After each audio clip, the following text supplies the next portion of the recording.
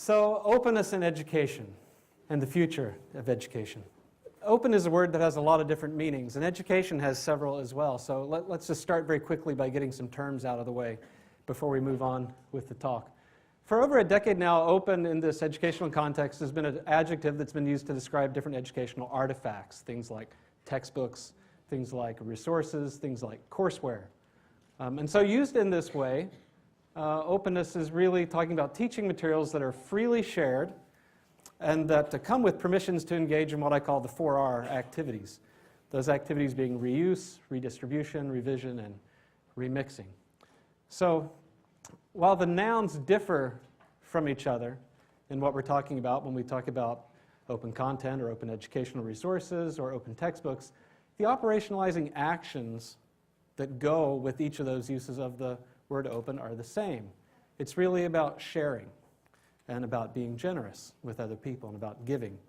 Whether you're sharing your course content or even moving over into the realm of open source software, sharing your source code, openness is really about being generous. It's about overcoming the inner 2-year-old in you that screams, mine, mine! You know, it's mine. I want to keep it. I don't want you to have it. Unfortunately, and I expect we'll hear more about this from Larry, law and policy are increasingly enabling us in our fit throwing, letting us scream mine ever more loudly, letting us throw ever larger fits, and giving us bigger toys to hit each other with. Even worse, there's this whispering in our ear that says, it's okay, everybody's selfish. People sue each other all the time. You can do these things. That's acceptable behavior. It's legal.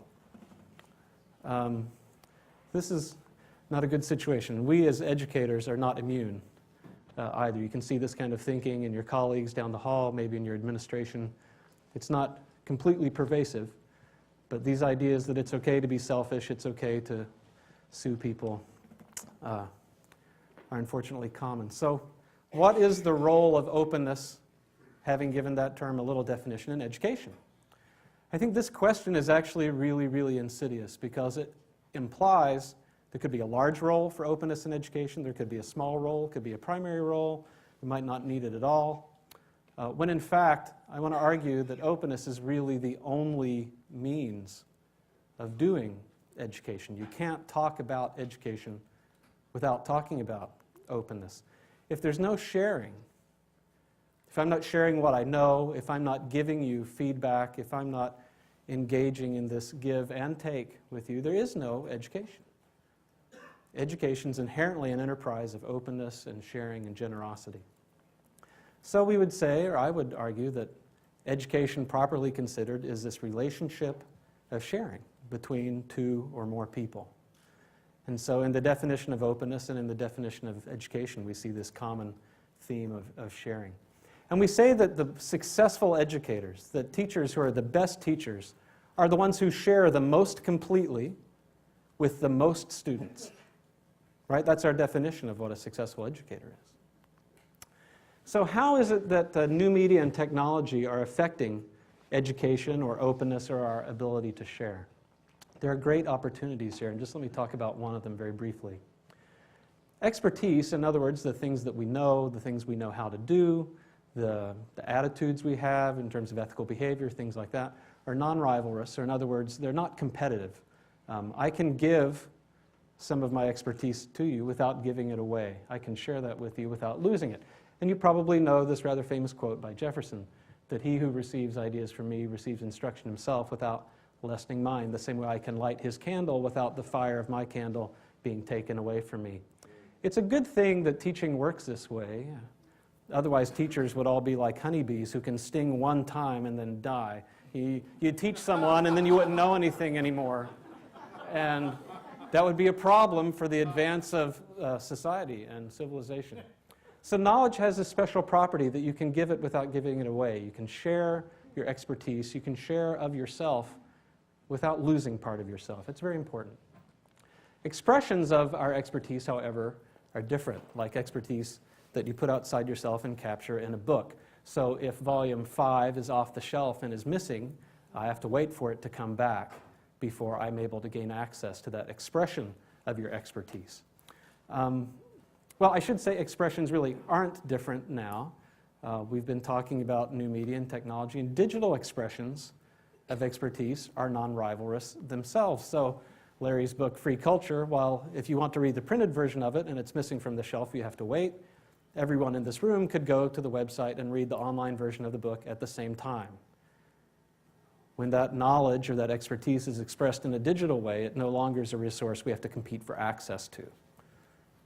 This advance in our ability to give without giving away is almost, to me, it's indescribable. I mean, I'm a faculty member, so I'll ramble on for several minutes, but I can't really accurately describe how important it is. It's the first time in human history that we find that both expertise and the expressions of expertise are able to be given without being given away. So this gives us a really unprecedented capacity to share at a scale that we've never been able to share before, and we can substitute the word educate in here as well.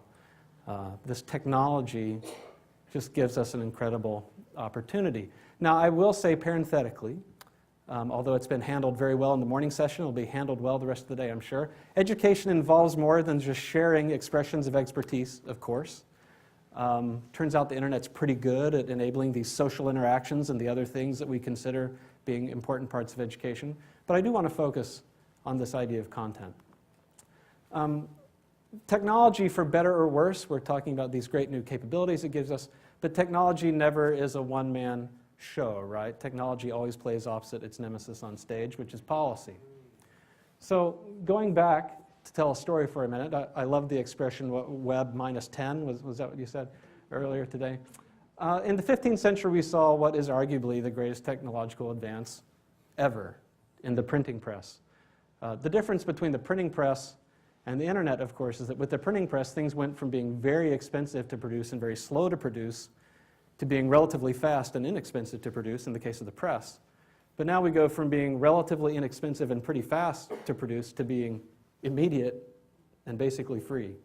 So the difference from before the press to after the press and the difference from before the internet to after the internet are really two large things. But we have the press in the 15th century, but we also have, in the 15th century, the most draconian restrictions you could ever possibly imagine on the dissemination of information, something that makes a global DMCA look, like my youngest girl would say, a parade of rainbow ponies, right? Okay. Rainbow sparkle ponies, okay? Okay, so Gutenberg's masterwork is a 42-line edition of the Bible, the Vulgate to be more specific, right? It's a Latin Bible. And while the press is showing that we can mass produce Bibles at scale, they're not being produced in the vernacular, in the language that normal people can understand. And there's a great demand for access to the Word of God in English or in Italian or in whatever language you want, but something that you can understand. And now that we know that the press can print these things affordably, why can't I get access to that in a language I can read? So as this technology develops and advances, instead of obliging that demand that actually exists, what happens is that the church instead ramps up productions of what are called indulgences, which are slips of paper you can buy to receive forgiveness of your own sins, or you can buy some extras to get the sins of your loved ones in purgatory forgiven. And they actually push for stricter laws against access to vernacular copies of the Scriptures. This English law from the 15th century, notice it doesn't talk about possessing the Scriptures, just reading the Scriptures in the mother tongue. If you do that, you'll forfeit land, cattle, life, and goods from your heirs forever. I mean, the DMCA seems soft by comparison, right? The first year that this law was in place, 39 people were not only hanged, they were then burned after they were hanged. Okay? So we have this collision happening in the 15th century between this incredibly powerful new information technology, huge demand from the people, and yet these outdated ways of thinking that find themselves reinforced in law in conflict. Now, this collision, of course, resulted in that series of events that we generally refer to as the Reformation, a time of fairly large social upheaval. Unfortunately, our day isn't a very different time. We can tell the same sort of story, even just in the education context. So take a course management system like a Blackboard or a Desire to Learn. This is a technology that is an online technology, the content in which is capable of being shared with everyone in this non-competitive way.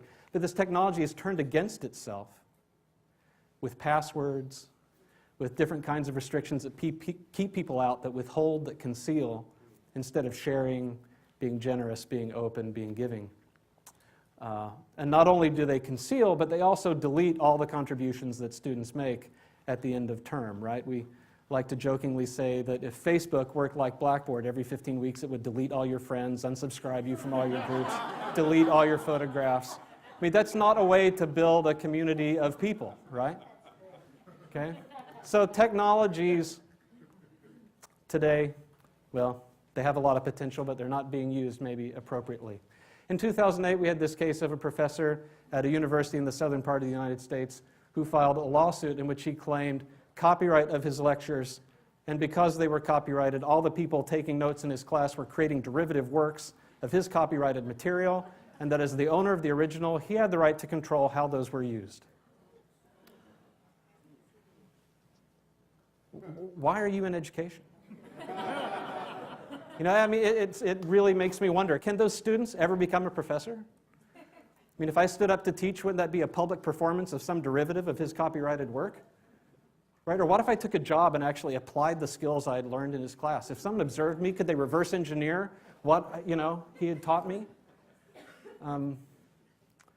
It's an outdated way of thinking. And in terms of demand, again, I mean, I suppose many of you know many of these numbers. We have about 120 million people enrolled worldwide in higher ed institutions right now. And that's expected not to grow up to 150 million, but to grow by 150 million in the next 25 years. So in other words, we're going to more than double the amount of people who are trying to get access to higher education. My favorite way of summarizing this up is that in India alone, this means 2,400 new universities in the next 25 years. Or in other words, building, hiring, staffing, and opening a brand new university every 2 weeks for the next 25 years.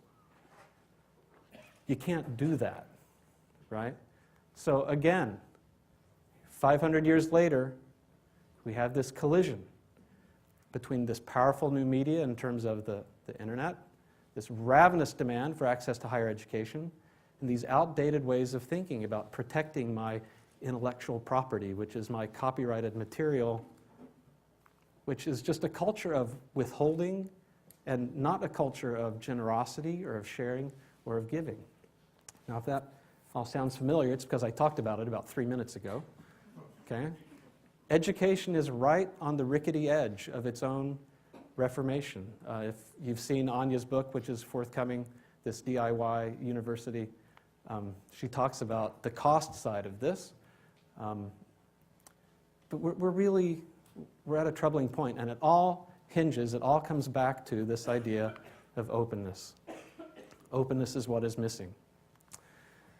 So, as we stop and look at ourselves and we spend some time introspecting, we think about this great new technology that we've been blessed with 500 years later. Now, have we learned the lesson of 500 years ago? As we take this technology and this opportunity to share on this scale, will we use it to be more open?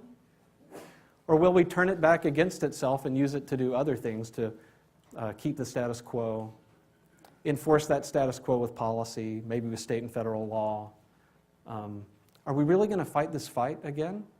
Or are we going to sort of wake up and understand that we need to be more open? I want to submit to you, actually, that as you think about new media and you think about technology and you think about how those intersect with education, that really the only proper role for technology and education is to increase our capacity to be generous. Okay? Whether that's with giving feedback, whether that's with sharing materials, whether it's with a whole host of things that get away from those kinds of static artifacts and get more into discourse and discussion and argument and debate and conversation and collaboration. You don't just have to give of your resources, you can also give of your time. There's a lot of things that you can give. And to the extent that we do give, and to the extent that we're open, education will be improved. Thank you.